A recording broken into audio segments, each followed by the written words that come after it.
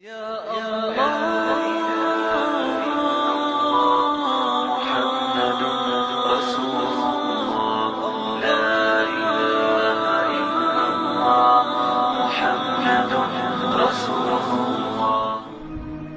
হুরায়রা রাদিয়াল্লাহু তাআলা আনহু বলেন, রাসূল সাল্লাল্লাহু আলাইহি ওয়াসাল্লাম বলেছেন, ইন্নাল্লাহা তাইয়্যিব, আল্লাহ হচ্ছেন পবিত্র। লা ইয়াকবালু ইল্লা তাইয়্যিবা, আল্লাহ বৈধ পবিত্র ছাড়া কবুল করেন না। এই পর্যন্ত মুসলিম বাক্যটি আবার শুনুন। আল্লাহ নিজে পবিত্র, আর পবিত্র ছাড়া কবুল করেন না। আপনার যদি পয়সা অপবিত্র হয়, তাহলে আল্লাহর আপনার কোনো কিছু কবুল করবেন না। এই পর্যন্ত বলার পরে রাসূল সাল্লাল্লাহু আলাইহি সাল্লাম যাকারা রাজুলা, একটা লোকের কথা আলোচনা করলেন। ইতুলি সাফারা, যে লোকটা লম্বা সফরে রয়েছে, অনেকদিন পরে বাড়ি ফিরে যাবে। আসাসা আকবারা, মাথার চুলগুলি এলোমেলো হয়ে গেছে, ঠিক মতো গোসল করতে পারেনি, ঠিক মতো চিরুনি করতে পারেনি, লম্বা সফরে রয়েছে, বিপদে পড়েছে। বিপদে পড়ে আল্লাহর দরবারে হাত তুলে প্রার্থনা করছেন। বলছিলাম, সম্মানিত মসজিদের মুসাল্লি, লোকটি বিপদে আছে, বিপদে পড়ে হাত তুলে আল্লাহর দরবারে দোয়া করছে। কিন্তু ঘটনা হলে আল্লাহ রাসূল বলছেন, মাতামুহু হারাম, তার খাদ্য আছে হারাম, মাশরাবুহু হারাম, তার পানি আছে হারাম, মালবাসুহু হারাম, তার পোশাক আছে হারাম, গুসিয়া বিল হারামে, তার জীবিকা নির্বাহ হারাম। আন্না ইস্তাজাবা লাহু, তার দোয়া কি করে কবুল হতে পারে? অসম্ভব, তার দোয়া কবুল হবে না। মুসলিম, এ কথা রাসূল সাল্লাল্লাহু আলাইহি ওয়াসাল্লাম বলেন। এই জন্যই ইবাদতের আগে উপার্জন, উপার্জনের বিষয়টি আগে, ইবাদতের বিষয়টি পরে। ইবাদত করার পূর্বে আপনি সিদ্ধান্ত নিয়ে ফেলুন যে এই রুজি আমার বৈধ না অবৈধ।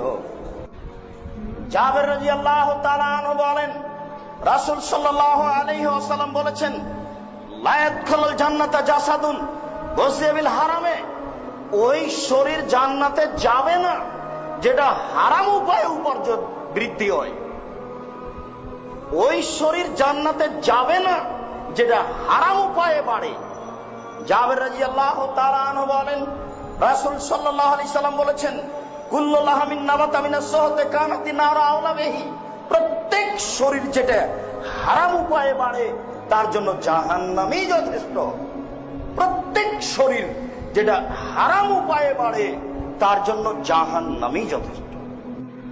নোমান ইবনে বাশির রাদিয়াল্লাহু তাআলা আনহু বলেন, রাসূল সাল্লাল্লাহু আলাইহি ওয়াসাল্লাম বলেছেন, আল হালালু বাইয়িন ওয়াল হারামু বাইয়িন, হালাল স্পষ্ট, হারাম স্পষ্ট।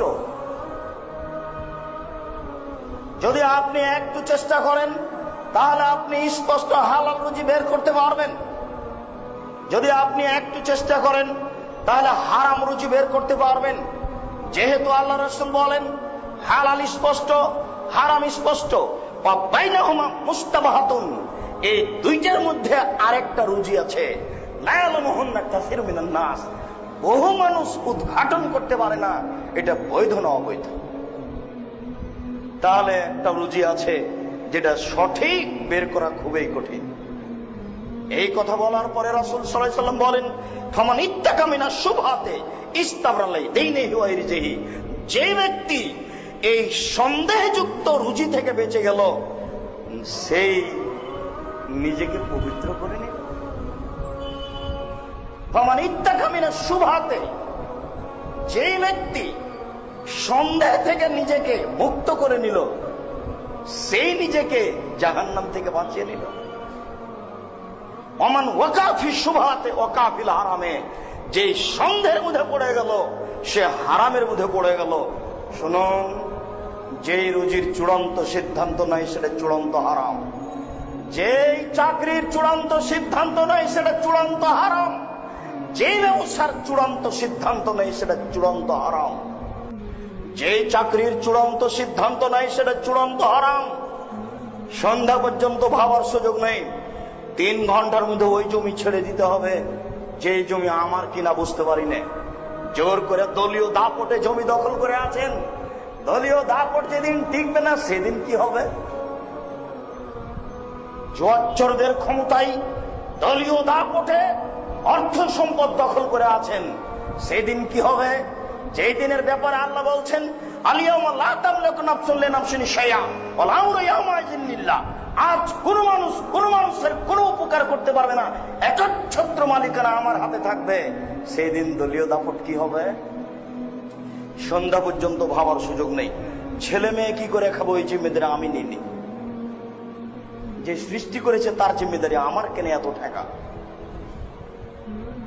পৃথিবী সৃষ্টির 50,000 বছর পূর্বে আমার ছেলের রুজি একবার নির্ধারণ হয়েছে। যেদিন আমার ছেলে তার মায়ের পেটে 3-4 মাস, সেদিন আবার রুজি নির্ধারণ হয়েছে। আমাকে কেন এত ভাবতে হচ্ছে অবৈধভাবে পয়সা উপার্জন করা? ভুল সিদ্ধান্ত।